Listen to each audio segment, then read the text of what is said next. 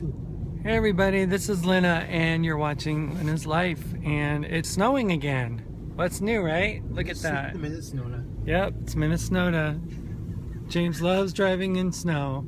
Not really, but oh well. Well, it's 25 degrees and it is cold. Yeah. Burr. I just had 58 down in Nashville. But, you know, we can't always have Nashville weather. You don't have snow.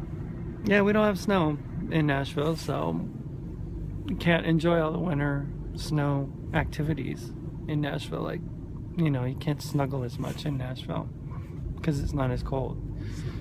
But anyway, I just wanted you guys to know that I'm doing okay. Been thinking a lot about what happened yesterday and how, you know, I felt about my family.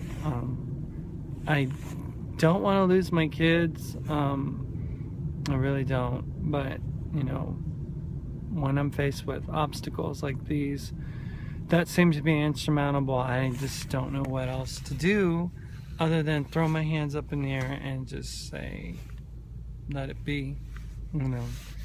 But in my heart of hearts, I know that I want to fight as much as I can, you know, but the reality is that it's out of my hands, and unless, you know, the children want me back, you know, I'm not going to be able to be in their lives. It's up to them. But I wrote something earlier today, an email that I wrote my lawyer about how I was treated yesterday in the meeting with the guardian ad litem, the children's attorney and stuff. First of all, she was very unconventional and just, you know, I mean, if you imagine like Paula Dean being your being a lawyer, this is kind of like this lady, southern bred, you know, has her little southern ways of dealing with stuff. And the cool thing was that the judge actually appointed someone who had a gay son, knowing that, you know, I'm trans. So that was a positive thing. But there's a difference between being pro-gay and being pro-trans. Pro-gay is something totally different than pro-trans, and this woman was not pro-trans. You know, we started talking about, you know, just about me and stuff, and she referred me as he and stuff, and, you know, totally disrespectful. But that's what she sees, you know. She sees a person who's a father, and basically thinks that it's impossible for a father to be a female. So yeah, I can understand the confusion and everything, but, you know, I can't say anything about, you know, what medical doctors have said, because I'm not a doctor, but recent studies have said, you know, that, you know, development in a transgender person happens at embryonic stage, and that the sexual organ is not connected to the brain.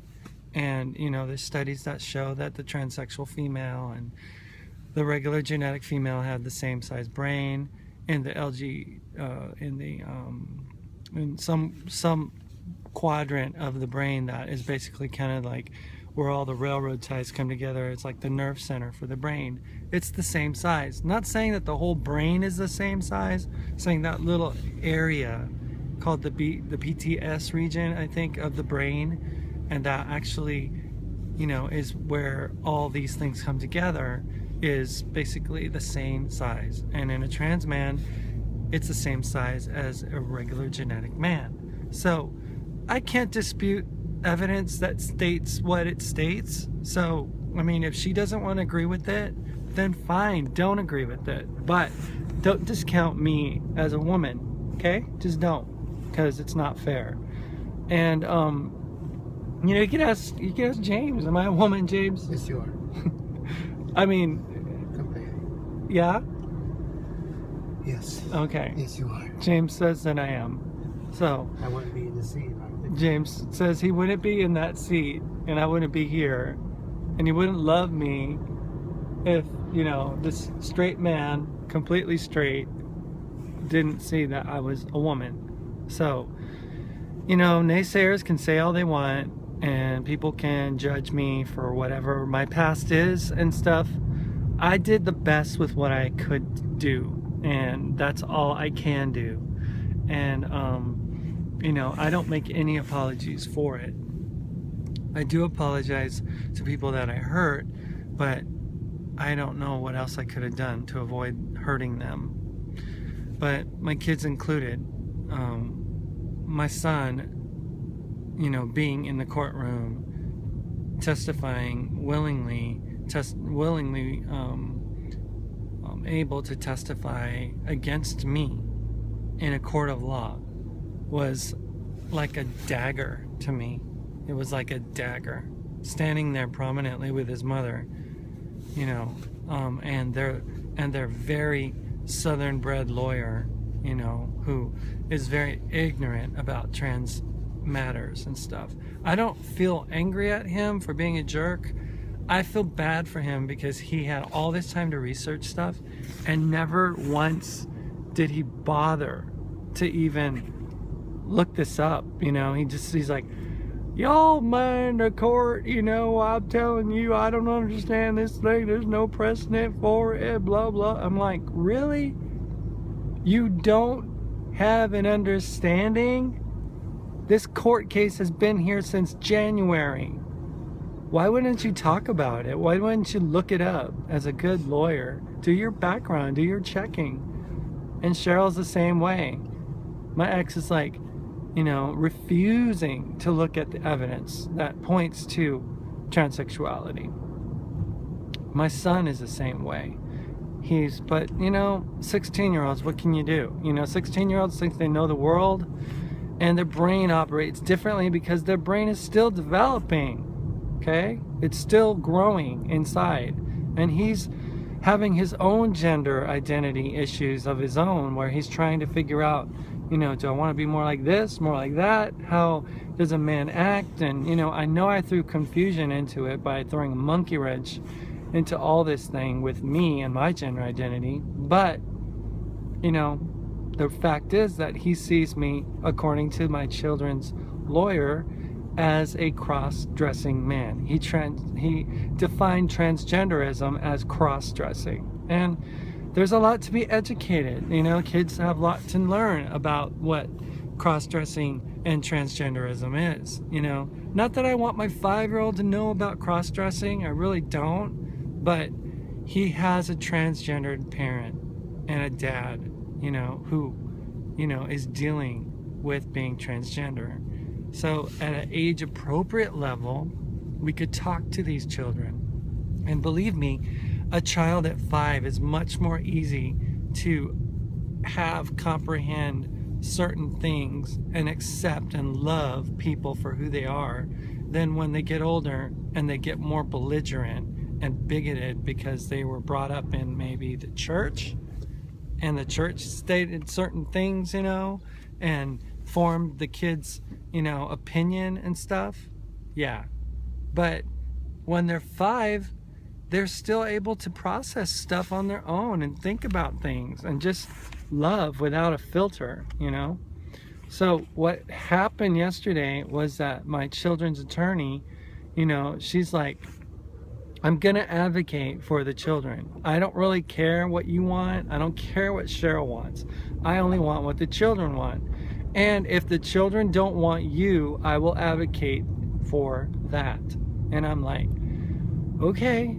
And it was a hard pill to swallow. And then she said something that really irked me. I mean, at the time it just set in like some kind of a mine, you know, that could detonate later or something, that had a timer, and it blew up yesterday, late afternoon. Yesterday, she told me, Lynna, this is the deal. Your son sees you as a transgender, as a cross-dresser, but not only that, your son has taken the role of husband to your wife, and now your wife defers to him as he would have to you, as she would have to you. So he's taking your role because you handed it to her on a silver platter. And, you know, compliant me thinks about it, and I go, well, yeah, he was more alpha male than I was. Yeah, I can see where you're saying that. But it didn't really hit me. You know what a husband is defined as? She didn't say, you know, a leadership role. She didn't say big brother. She said husband. That connotates something that is very, very bad. And if that's something that my spouse is dealing with, then that is a very serious issue. And the issue is an incestuous relationship. I mean, why would you say that? Why would you say and put the child who's 16 and developing their own sexuality on the same level as a grown adult who's 44, and to take my place and to say, he's become the new husband to your wife? It's like, really? Don't you have a better way of saying that, Mrs. Dunning, children's attorney? I think that's absolutely uncalled for and inappropriate professional behavior. So I was just pissed off, you know, because, you know, for one, she says, the kids aren't going to be able to come with me because they don't want me. Timothy said that he would like to visit his grandparents, but in Minnesota, but he would also like to visit me when he's up here, but he wouldn't want to visit me particularly. He would rather go visit his grandparents and then visit me on the side. That's fine, you know. It's all people, you know, dealing with stuff. But the fact is, you know, my son is not my wife's husband. That is absolutely uncalled for and unnecessary. Is he taking a father role? Yeah, to those children. Sure. I mean, as a big brother, they look up to him, and they always have. And they always will. And they defer to him, sure. But husband? That's a little extreme. Not a little extreme. That is way overboard, and it was unnecessary. So, I just, you know, I contacted Cheryl. I even drove to the house, okay? I drove to the house. I saw the minivan there. I saw my in-laws' truck there. And I was like, can I please see my kids, my younger boys? And she's like, why? I go, what do you mean, why? They're my kids. And she's like, well, they are spending quality time. Oh, no. She said this. She said, first, the judge said not to force the children to see you. So she's being miscompliant. Isn't that nice, guys? She's being so kind to me, you know, and to the judge, and respectful. No, it's been her ultimate plan to X me out. It's like this grand master plan to just shove Lynna right out of the life of my children. Or Paul, or whatever she wanted to call me, you know. So, I was like, you know what? This is wrong. And then I go, yeah, but I'm here right now. Why can't you just, you know, let me see my kids? I'm leaving. She goes, when are you leaving? I go, tonight. She goes, oh, well, they're spending quality time with their grandparents. Really? Quality time with their grandparents. Well, their grandparents have been here since Thursday last week. And I'm here like 2 days. Not even 1 day. 1 frickin' day. Okay? And she wouldn't let me see my 5-year-old who wanted to get a hug from his daddy. She denied a 5-year-old little boy from being hugged by his daddy. Isn't that wrong, people? Isn't there something wrong with that? Isn't there something illegal about that type of behavior? Well, apparently she didn't think so. And she said, oh, we're right here. It's 24th and then 22nd. So you want to turn. But she said that. And then she said, the kids don't want to talk to you. Well, that hit me like a ton of bricks. And I broke down. And I wrote her off. I said, I regret ever being your husband. I regret ever living, you know, with you and loving you and stuff, and it was always an obligation to have sex with you, all kinds of stuff. I just went off. I was so pissed off. And a lot of it was me being pissed off, and I probably said a lot of bad things, which I know I did. But she didn't have to get me to that point. She kept on pushing my buttons, you know, pushing and pushing, till finally I broke down. And I guess she enjoys that. So I cut off her phone service, you know, with my Verizon plan. She can go get her own, you know. I left my son's plan on, and disconnected her phone. Call me cruel if you want to, but, you know, I told her, you know, you want to be a bitch to me? Well, I can be a bitch right back. You know, I was pissed. And I have, you know, I don't know anybody else who would tolerate this kind of stuff, you know. I've tolerated enough. I've tolerated 6 months of not being able to hear my children, not being able to talk to them, not being able to be in their lives, not being able to function with them. So I just was giving up.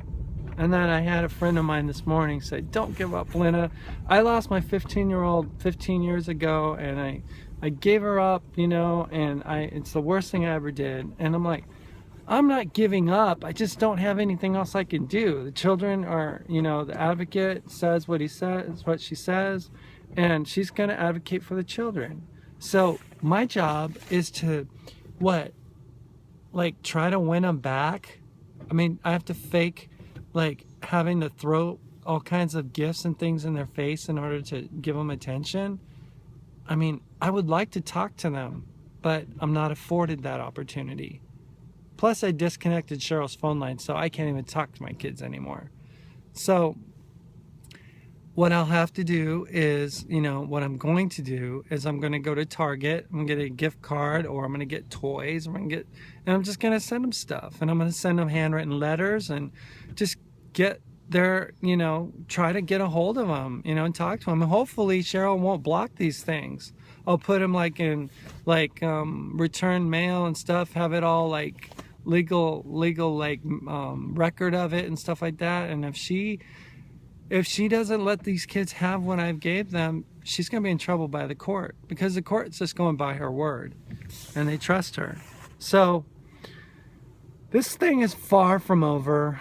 I'm still debating on what I need to do. Initially I was giving up, but I can't give up, you know. So anyway, that's my life. I have to return this rental car that was really great, actually. But I work tonight at the Wild, and I go in at 12:30, and I have to return this car, and James has to get to work and all this stuff. But I'll see you guys later, and I love you, and thank you so much for praying for me. Thank you, Pamela, and Paula, and Jeannie, and Rebecca. You're an angel from God, believe me. To James for supporting me, and you know, so many people behind the scenes, and you know, thousands of miles away, Tawny, and you know, so many people. Thank you so much. This is such a great community to be a part of. I'm so proud to be trans and to have this kind of love that I can share with my friends. Anyway, oh, and another special person, Alicia Taylor. You are a sweetheart. Anyway, love you guys. See you. Bye.